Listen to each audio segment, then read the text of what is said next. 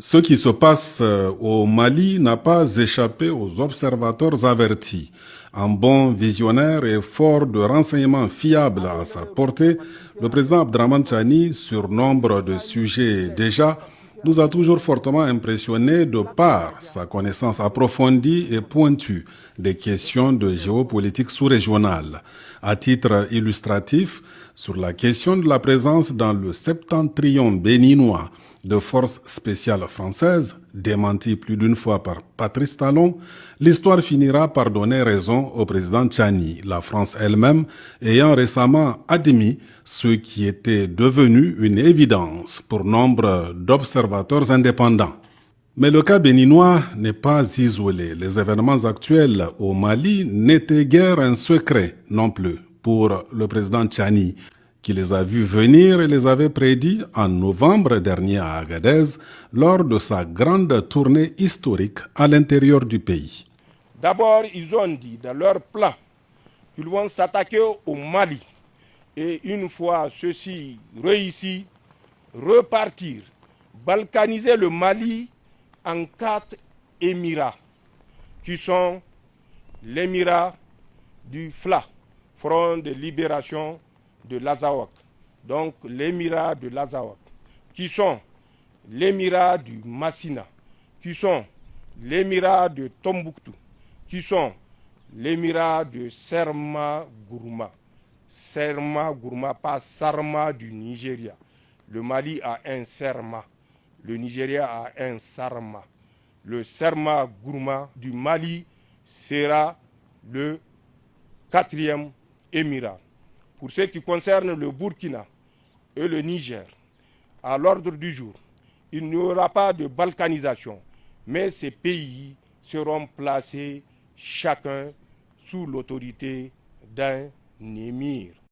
Et ce n'est pas tout. Par la même occasion, le général Abdraman Tchani avait également alerté sur d'autres plans maléfiques contre notre espace confédéral. En effet, les sponsors des mercenaires et autres apatrides ennemis du Sahel envisagent non seulement une partition du Mali, de reconquérir le Burkina et le Niger, mais ils entendent aussi concrétiser des projets cyniques à visage humain. Les mercenaires que nous avons en face vont dans un premier temps changer d'appellation. On leur avait demandé d'abandonner le terme de jihad global, d'adoucir leur manière brutale. En quoi faisant? En évitant la décapitation de ceux qu'ils pensent être de mécréants, d'éviter les amputations des membres pour des fautes comme le vol, d'éviter la lapidation des femmes ou des hommes auxquels on reproche certains comportements déviants selon eux. En ce temps, les sponsors de l'Occident ont décidé, si les terroristes arrivent à cet accord, à cette convention, ils vont les appeler des islamistes. Des islamistes qui ont reflet sur la religion pour nous faire avaler la pilule. Et plus tard, ils seront appelés des révolutionnaires. C'est ce qui a cours dans beaucoup d'autres pays et que notre espace sahélien est sur le même starting block. Ceci est ce que je dis, c'est passé, si vous vous rappelez, en Afghanistan. Ça s'est passé en Irak. Ça s'est passé en Syrie. Ça se passe aujourd'hui à notre frontière en Libye.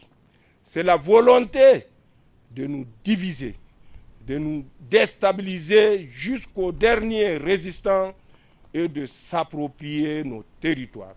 C'est cette volonté qui a conduit l'Occident à s'allier au diable sur le faux pour atteindre son objectif. Nous ne le permettrons pas, Inch'Allah. Oui, le Niger ne le permettra pas en effet, car la mobilisation générale décrétée dans notre pays est bien une réalité dans nos villes et campagnes. Nous devons par conséquent rester vigilants et vent debout Dans la droite ligne de l'appel lancé hier par le Conseil des ministres, depuis un certain temps déjà, les autorités nigériennes ont donné le ton, fortement engagées et mobilisées qu'elles sont pour parer à toute éventualité. À ce sujet, un premier test de crédibilité déjà pour la force conjointe de l'AES, test plutôt réussi car cette force mène depuis quelques jours d'intenses campagnes aériennes sur les positions ennemies en territoire malien.